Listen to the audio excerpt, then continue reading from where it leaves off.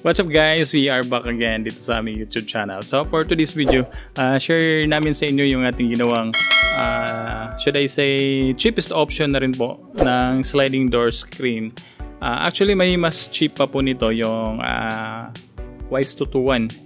But since nag-after tayo na at least mag-last man lang yung ating mga screen or sliding screen, so we arrived to this type of option. Bali yung gamit natin dito is SF101-102. So mas makapal siya compare sa Wise 221, and then it's a lot heavier than the Wise 221. So bali flex ko sa inyo guys yung naging option natin before. Yung nakasanayan natin is yung security mesh yung ating ginagamit, but like I said, since cheapest option ito or pangalawa sa cheapest option, bali yung ginamit natin dito is expanded wire and then ordinary mesh. So matibay na rin siya, but hindi po kayang protektahan ng expanded wire yung screen mesh. Kumbaga in the future malaki pa rin yung chance na mapupunit yung mga screen or yung screen mesh. So necessary pa rin siyang palitan if ever mangyayari yun. So bali yung gamit nga pala natin dito is SF101, and then like I said, yung nakasanayan natin is yung gamitin nating screen is yung security screen. So pag security screen po yung ating gamit is hindi na tayo naglalagay dito ng ayan SF101. So we just direct it sa this time yung gamit natin is 798 na top bottom rail, dahil nga po yung ating gamit namang SF101 is medyo maliit siya, kumbaga substandard. Pero kung gamit naman natin yung medyo malaking SF, which is kasya naman po yung mga traditional na bottom rail, so pwede po yun yung ganong option. But this time hindi natin kabisado yung materials, maliit kumbaga. So kaya we arrive na gamitin po yung 798 na top bottom rail, and then syempre yung gamit nating gulong dito is with bearing po yan, in which we can assure na smooth pa rin po yung magiging performance or yung magiging result. And then bali yung taas na bahagi nito is maglalagay tayo dito ng traditional na top guide na parang spring para ipupush niya po palagi yung ating sliding screen panel. Ayan, bali yung naging option naman natin sa pagkakabit ng mga lock is syempre naka-butt joint lang po yan, dumbul-dumbul lang kumbaga. Nga pala, I'm here with my wife. Medyo malungkot si madam ngayon, anok siya.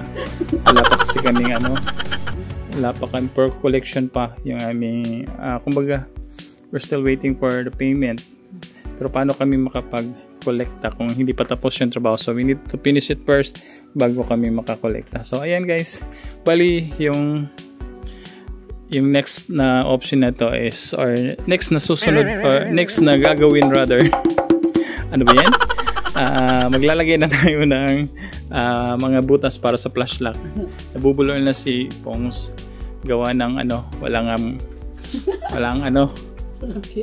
pera. Meron tayong actually may project, parang project guys, kaso naghihintay pa tayo ng mga opening. So kailangan natin makuha yung final measurement para mapublicate natin ng maayos, and then yun. So ito yung naging option natin guys sa pagkakabit ng crossbar, SF crossbar. So we make sure na 0-0 siya. So ito po yung nakasanayan natin guys. Then good thing about this option, if ever magkamali kayo, you can actually move up or move backward or move pababa itong anong tawag nito, SF106. So yan muna yung ating video for now. Sana may nakuha kayong konting idea related dito sa paggawa ng second to the cheapest screen para sa ating mga sliding door. So abangan nyo po yung magiging looks or yung result nito sa pagkakabit natin nitong sliding door screen. Ayan, dun sa baba lang baka mapunit yan, balik-balik. So ayan, so good thing about yung pag bubutas natin, we make sure na yung butas ng adjustment sa gulong is eksakto talaga, kumbaga accurate yung location, should I say.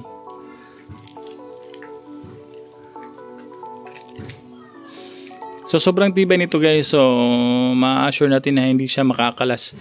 Pero na lang kung kumbaga careless yung mag-ooperate or yung gagamit rather. Maraming pong salamat sa panonood at huwag niyo pong kalimutang i-like at i-share itong aming video. Subscribe na rin po itong aming YouTube channel para makasweldo namin. Bye bye, God bless everyone.